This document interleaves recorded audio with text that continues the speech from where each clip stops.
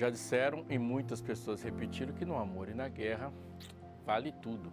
Há boas histórias, os grandes enredos, aqueles que nos emocionam e nos prendem diante de um bom livro ou de um bom filme, falam de amor e falam de guerra. Se você puxar da memória aí, você vai trazer muitas histórias bonitas, heróicas e românticas de amor e de guerra. Um grande general cartaginês, Aníbal Pouene, que era um gênio de fato de guerra, inventava cada coisa. Uma delas foi colocar serpentes em vasos de cerâmica e catapultar contra os navios romanos que os cercavam. Aquelas serpentes, quando começaram a rodar e a andar naqueles navios romanos, causaram um alvoroço tão grande que ele afundou os navios sem sequer soltar uma bomba. Cada ideia, eu posso dizer de muitas outras no decorrer da história até chegar nas convenções de Genebra. O que elas fizeram de fato? Nas convenções de Genebra, o mundo decidiu pôr regras na guerra. E agora não se pode mais, graças a Deus, se ver e se produzir livremente os horrores que a guerra fez no decorrer da história. Há quem diga, e muita gente que repete, de que no amor e na guerra vale tudo. Mas depois da Convenção de Genebra, a gente pode dizer que o amor anda bem mais perigoso do que a guerra, porque a guerra é regrada e para muita gente nesse tempo, para o amor, não tem regra nenhuma. Mas a verdade é que o amor, nesse sentido, sem regra, pode matar muito mais do que uma guerra. E é por isso que eu quero te chamar, neste momento, a colocar sua atenção e assistir o Fé para Hoje. Porque nós vamos falar de uma guerra, de um amor, e todas elas estão acontecendo dentro do seu coração e Deus precisa vencê-la. Não sai daí, está só começando o Fé para Hoje.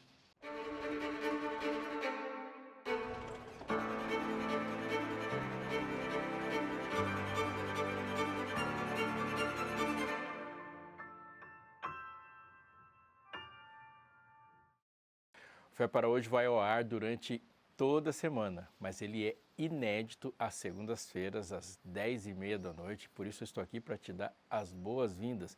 22h30, toda segunda-feira tem um conteúdo novo chegando para você e neste momento, nessa fase, nessa temporada, estamos falando sobre um assunto de mais importante para toda a humanidade e que está todo mundo de alguma forma conversando e precisamos de ter um ponto fixo de verdade para falar sobre isso.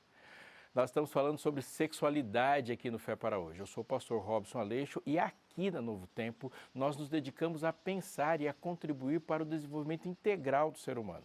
A Rede Novo Tempo é uma emissora de TV que pertence à Igreja Adventista do Sétimo Dia, mas olha, eu preciso dizer algo importante para você. Ela não é feita só para adventistas, muito pelo contrário. Nós entendemos que todas as pessoas precisam de desenvolvimento na sua vida, de esperança e dessa vida eterna que está em Cristo Jesus. E é por isso que eu repito, você é e sempre será muito bem-vindo aqui. Se você quiser procurar os demais conteúdos e está chegando agora, você também é muito bem-vindo. Esses conteúdos estão no YouTube, no canal do Fé para Hoje no YouTube. Temos também uma conta no Instagram e também tem o NT Play, que é uma plataforma onde a Novo Tempo disponibiliza todos os seus programas. Corre lá que você vai achar muita coisa. Posso te dizer uma coisa, uma novidade? Existe uma matéria escrita sobre este assunto que vamos falar agora, que responde aquelas perguntas importantes sobre identidade sexual, heterossexualidade, homossexualidade e desenvolvimento e educação sexual. Não perca, daqui a pouco você já vai ver o link que você pode acessar gratuitamente, feito para você.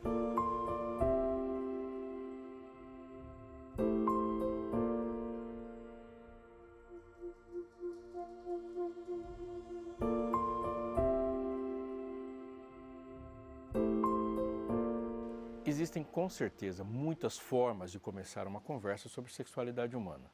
E não podemos deixar de reconhecer as muitas contribuições que as áreas do saber humano têm feito para aperfeiçoar nossa compreensão sobre esse assunto, e esse assunto é muito importante. Mas aqui fica uma pergunta. Existe uma forma correta de começar esse assunto? Melhor, existe uma base com a qual devemos nos apoiar para assim, usá-la para avaliar todas as opiniões que estão acalorando esse debate mundo afora? A gente pode pensar de uma maneira simples que circulam publicamente, no meio de todo mundo, ali nas conversas de todos, pelo menos 3 perspectivas sobre o assunto. A primeira é essa visão ateísta de sexualidade. Ela pode estar baseada na teoria da evolução das espécies de Darwin ou não pode. mas na maior parte das vezes ela está. Essa visão está por toda parte e ela tem uma força considerável que vem das universidades, que vem da academia. A ciência moderna, em sua maior parte, e a maior parte dos seus pressupostos, parte dessas conclusões. As dificuldades com essa cosmovisão são muitas e nenhuma delas pode ser ignorada. Afinal de contas, trata-se de uma atividade constituinte da vida humana e qualquer mudança de perspectiva vai ter desdobramentos imediatos. A gente não vai aqui demorar muito nas muitas questões que são discutíveis do pensamento ateu, evolucionista, mas em um aspecto muito especial, e esse nos interessa no momento. Essa ausência de sentido, de valor, essa ausência de moral. Uma forma de compreender o mundo sem Deus tira de nós a parte mais importante de que qualquer coisa que devemos compreender, o porquê que as coisas existem. Sem um elemento externo, absoluto, as nossas concepções são frágeis e elas são sempre sujeitas às nossas próprias contradições. A segunda forma de entender a sexualidade humana admite a existência do sobrenatural, admite a existência de Deus e muitas vezes até admite uma revelação nas Escrituras. Mas tudo isso de forma distorcida ou com ideias modificadas por filosofias externas à Bíblia ou moldadas pela cultura secular. Ainda hoje, uma visão bem comum é aquela que pensa o sexo como algo essencialmente impuro, como alguma coisa suja. Ela pensa a privacidade própria do sexo não dentro de uma particularidade ou exclusividade, mas como algo a ser escondido, por estar, assim, totalmente destituído de santidade. Em outras palavras, essa visão somente vai ver Deus em um campo oposto àquele que o sexo encontra. Uma visão assim gera muito dano para a vida das pessoas. Seres humanos saudáveis, eles têm naturalmente impulsos e vontades sexuais. E qualquer ser humano saudável almeja ser pessoa plena e satisfeita de alguma forma. Agora, imagina isso sempre associado ao pecado ou algo que deve ser sempre combatido, alguma coisa a ser reprimida. Um outro dano, e eu acho que esse é ainda pior, é a conclusão de que se Deus não tem nada a ver com sexo, e porque geralmente se pensa assim porque ele é santo e o sexo não é. O resultado é que essa importante faceta da existência fica completamente fora da jurisdição divina, ou seja, Deus não manda. E o ser humano, por causa disso, vai ficar à deriva ou orientado pelo seu próprio mal ou o mal dos outros. A terceira forma, e essa é que a gente se rende a ela, é entender sexualidade humana por meio da palavra de Deus. E a melhor forma é começar por definir o sexo pelo que ele é, antes da gente se demorar em entender o sexo pelo que ele não é. Nós faremos isso, mas vamos começar do jeito certo. E isso somente é possível se buscarmos na Bíblia as razões pelas quais o Criador nos dotou com uma capacidade reprodutiva, com um corpo capaz de desfrutar, produzir prazer e se conectar em intimidade. Vamos começar do jeito certo, que é procurar entender o que Deus falou sobre Ele mesmo e como essa compreensão nos faz entender o padrão pelo qual devemos viver em todos os aspectos da vida.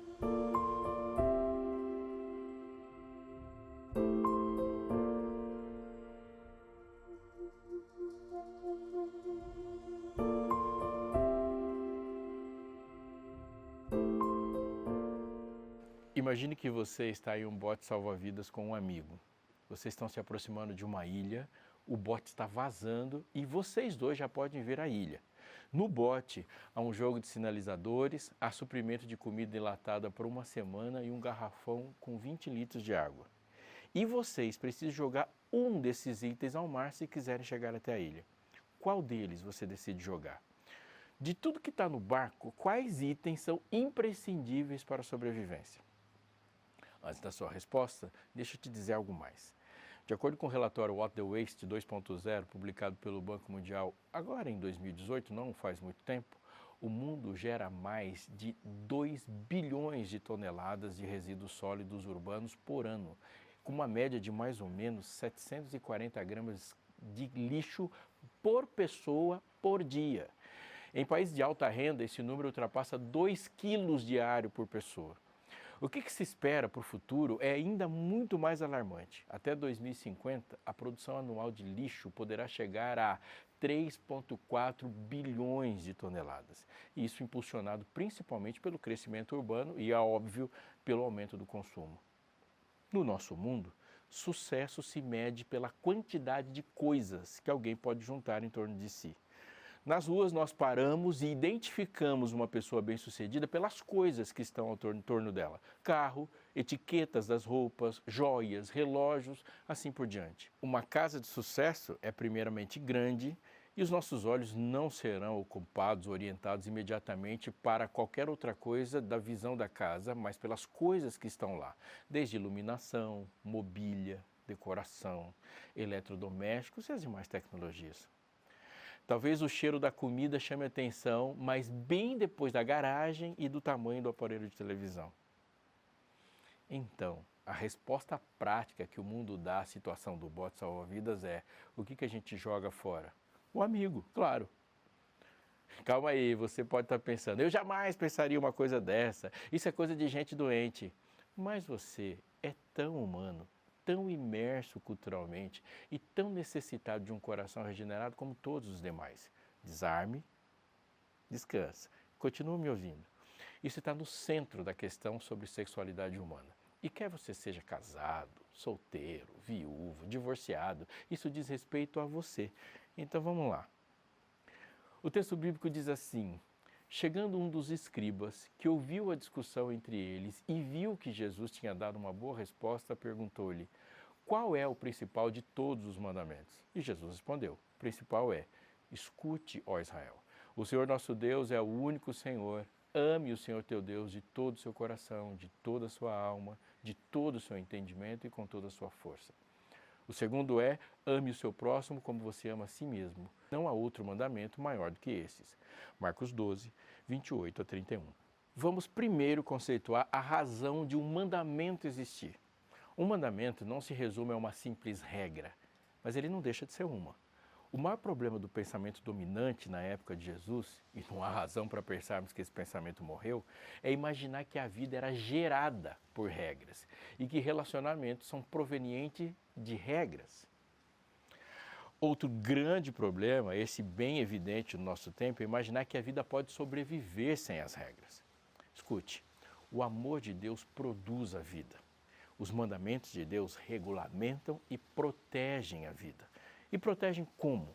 A resposta é estabelecendo padrões de relacionamento que estão diretamente ligados à razão dessa vida. Eu vou explicar melhor. Observe as plantas. Existe uma razão para elas existirem. Elas produzem oxigênio para possibilitar a vida de outros seres, elas dão ao solo uma estrutura que gera segurança e assim por diante. Então, dessa forma, devemos nos relacionar com as plantas a partir do seu propósito. Se o propósito é desconsiderado, além de não compreendermos as regras de relacionamento, nós vamos quebrá-las. O resultado é que as plantas vão deixar de existir e a vida que elas possibilitam com a sua existência vai ficar prejudicada também. Eu tenho cães. Eles são criaturas maravilhosas e eles não são todos iguais. Há cães de guarda, há cães pastores, há cães de companhia. Alguns são bastante atléticos, como os pitbulls, os boxers. Outros são inteligentíssimos, como os border collies, os poodles. E tem aqueles que são mais sossegados, mais bonachões, tipo um bull mastiff, o meu cachorro. A maneira como nos relacionamos com eles não pode estar dissociada do propósito de existir deles. Tratar um atleta como é um pastor alemão, como se trata um dog de Bordeaux, que não exige tanta atividade física, vai gerar um cão neurótico e o cuidador vai ficar em perigo. Colocar um bulldog francês, por exemplo, aquele pequenininho praticamente sem nariz que fica ofegante em qualquer metro de caminhada, e colocar ele para correr o tempo todo, vai matá-lo. Ou pode também ser arriscado deixar um bull mastiff, que é um cão de companhia, sozinho. Os seres humanos foram criados para amar e serem amados. O amor de Deus produziu essa forma de vida à sua imagem, conforme a sua semelhança. E os mandamentos de Deus regulamentam e protegem essa vida, a vida humana. Agora, escute Jesus e não tenha nenhuma dúvida. A intensidade da resposta para essa pergunta, ela é importante e suficiente para que todo mundo pare tudo que está fazendo e tudo que está pensando e se concentrar somente no que ele está dizendo. E ele está dizendo que nada, absolutamente nada, é mais importante do que relacionamentos.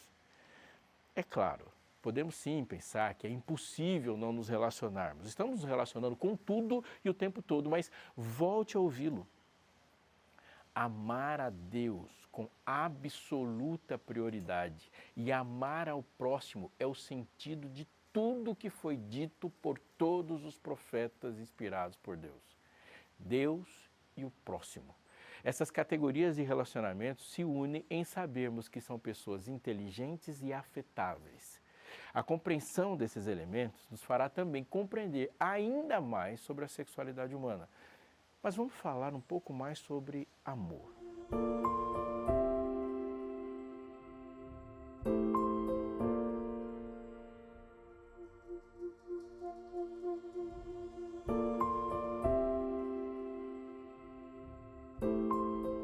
Amor, sexo, pornografia, divórcio, casamento, sexualidade, filhos, reprodução humana, todos esses assuntos não escapam da nossa realidade. Estamos enfrentando isso o tempo todo e precisamos de boas respostas às perguntas que esses assuntos trazem.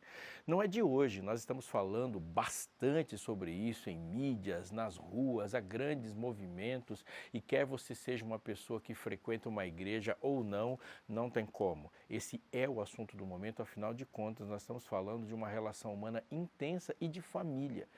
Isso exige da gente uma concentração e uma confiança no tipo de informação que nós vamos ter a esse respeito. Eu tenho certeza que você tem aí as suas indagações, tem as suas respostas e seus pensamentos também. A revista Esperança Novo Tempo, sem tabus, enfrentou com coragem esse assunto e o resultado é um material muito bem construído, com profundidade, com didática, sem escapar dos grandes assuntos e colocando a palavra de Deus de maneira bem sintetizada mesmo, segundo o que ele disse, para que a gente pudesse ter certeza do que estamos fazendo e falando, e mais ainda, não só para a gente, mas para os nossos filhos também. Você pode ter essa revista em suas mãos com um simples movimento. Você pode simplesmente falar conosco. Se você quiser, você pode ligar para esse telefone que está aparecendo agora, que é o da Escola Bíblica da Novo Tempo. Ao ligar para cá, você vai preencher e vai fornecer os dados que nós precisamos para que a revista chegue até você e chegando até você, você já pode desfrutar dela. Pode falar conosco pelo WhatsApp também, mandando mensagens, apontando seu celular para o QR Code que está aparecendo agora. Você pode entrar no site da Escola Bíblica também. Está vendo quantos caminhos você pode optar? Você não pode ficar sem a revista que foi preparada de forma gratuita para você. Você não paga para ter a revista, não paga pelo envio também. Tudo isso foi patrocinado pelos Anjos da Esperança. Nossos amigos, parceiros que acreditam nessa missão e que fornecem recursos financeiros para que não haja nenhuma dificuldade, para que nenhuma pessoa fique de fora de um material tão bem feito, tão bem construído. Faça isso agora, é rapidinho, você não vai perder o programa. Se você ligar para a gente, falar com a gente, ou pode estar mandando a mensagem agora pelo WhatsApp, deixando a televisão ligada lá, é só dizer que você ouviu sobre a revista no programa Fé para Hoje. Eu tenho certeza que você vai ser muito beneficiado com isso. Eu quero continuar conversando com você sobre o que estamos conversando, que é sobre sexualidade humana e os fundamentos. Falei com você que relacionamentos é uma razão da existência. Deus dá valor máximo a relacionamentos. E esses relacionamentos são regrados e estruturados em um propósito, que é o amor. E o que aprendemos até aqui? Que quando falamos de sexo, estamos falando dentro dos padrões bíblicos de relacionamento sexual. Ou é isso, ou estamos em terrível perigo. Obviamente, estamos falando de relacionamentos entre seres humanos, criados para se relacionar, para se completar em relacionamentos e seu propósito de vida não se desprende disso. O que eu falei agora há pouco, que esse relacionamento se dá entre seres inteligentes, portanto as expectativas e afetos devem estar em consideração. Não devemos cair na tentação de menosprezar o óbvio exatamente por ele ser óbvio, mas repetir, e devemos repetir para acentuar essa obviedade. eu me relaciono com o meu cachorro, conforme eu disse, ele é meu amigão, meu amicão ali. Somos de espécies diferentes e temos expectativas de satisfação de forma diferente. Eu uso roupas, ele tem um corpo coberto por pelos. Eu passo perfume para sair de casa e existem símbolos sociais com os quais eu lido quando se trata de cheiro. Você sabe disso. A perspectiva dele é completamente diferente. Um cachorro, quando se encontra com outro, não espera sentir a fragrância que eu espero sentir quando eu chego perto do pescoço da minha esposa. E eu não preciso me aprofundar mais nesse exemplo, porque você já viu um cachorro se encontrando com o outro. Mas dois seres da mesma espécie, agora eu me concentro apenas em humanos, foram criados com o mesmo propósito. E mesmo que possam advir de culturas e formas de educação diferentes, temos em essência o mesmo propósito e as mesmas expectativas. Nós realizamos e nos relacionamentos nos realizamos e basicamente esse sucesso deve ser medido para todos os seres humanos usando os mesmos parâmetros. Cabe aqui uma nota muito importante. Sim, nós somos singulares, somos diferentes uns dos outros, mas essa singularidade, essa diferença não nos autoriza a pensar que poderíamos dar a nós mesmos 8 bilhões de propósitos, 8 bilhões de sonhos, porque isso é a fórmula de um desastre. Vamos lembrar o final do verso falado por Jesus. Ame o seu próximo como você ama a si mesmo. O que Jesus está dizendo é que a energia que eu emprego em me proteger deve estar na mesma proporção daquela que eu disponho para proteger você. A alegria do abraço que eu procuro deve estar na alegria do abraço que eu dou. A minha busca por prazer tem que envolver o mesmo empenho na disposição do prazer que eu proporciono. Devo desejar a felicidade, a realização e a satisfação do próximo como eu desejo a minha. O amor é regulamentado. Estranho, né? Em um mundo que há tempos fala de amor livre, tudo isso parece muito bonito, mas a realidade é bem outra. O amor é paciente, é bondoso, o amor não arde em ciúmes, não se envaidece, não é orgulhoso, não se conduz de forma inconveniente, não busca os seus próprios interesses, não se irrita, não se ressente do mal. O amor não se alegra com a injustiça, mas se alegra com a verdade. O amor tudo sofre, tudo crê, tudo espera, tudo suporta. O amor jamais acaba. Havendo profecias, desaparecerão. Havendo línguas, cessarão. Havendo ciência, passará. 1 Coríntios capítulo 13, versos 4 a 8. Ouça a Bíblia. O apóstolo Paulo está dizendo aos coríntios uma lista de coisas que o amor não é e outras que ele é. O amor não é indefinido, não está refém dos nossos sentimentos, não está sujeito à cultura. Ele é pré-estabelecido e não pode ser rebaixado aos nossos padrões e impossibilidades. Pelo contrário, ele se estabelece como padrão e nos chama a nos elevar a ele. O amor é caracterizado por paciência e bondade, não é possessivo, não é vaidoso, não é ciumento e definitivamente ele nos tira do centro. Há nele, repito, um padrão comportamental pré-estabelecido para que ele seja reconhecido. O texto diz claramente, não se conduz inconvenientemente. Tem suas próprias e específicas alegrias e tristezas. Eu amo só que do meu jeito. Definitivamente, essa frase é absurda. Amor só é amor se for do jeito que o próprio amor se estabelece. Patricia McGarry foi uma escritora americana conhecida por suas obras de mistério e ficção, mas também deixou um legado marcante com o conto Johnny Lingo e a Esposa de 8 Vacas. E esse conto foi publicado pela primeira vez em 1965 numa revista chamada Woman's Today. Nas ilhas do Pacífico Sul e uma pequena comunidade nessa ilha, todos conheciam o nome de Johnny Lingo. Ele era um jovem comerciante conhecido por sua inteligência, honestidade e riqueza. Uma pequena comunidade, todo mundo conhecia a esperteza de Johnny. Quando se espalhou a notícia de que Johnny pretendia se casar, todos ficaram muito curiosos para saber qual era a moça da ilha que Johnny escolheria. Afinal, sua posição permitia que ele escolhesse entre todas que ele pudesse escolher a mais bela. Para surpresa geral, Johnny anunciou que queria se casar com a Mahana, a filha de Moki. Mahana era considerada por todos como uma jovem sem atrativos, tímida, e ela era sem graça. Era o alvo de zombarias e desprezo de todo mundo e muitos achavam impensável que Johnny estivesse falando sério. Na tradição da ilha, o noivo deveria oferecer uma espécie de dote e normalmente o dote era em forma de vacas. A família da noiva ia receber isso como um sinal de apreço.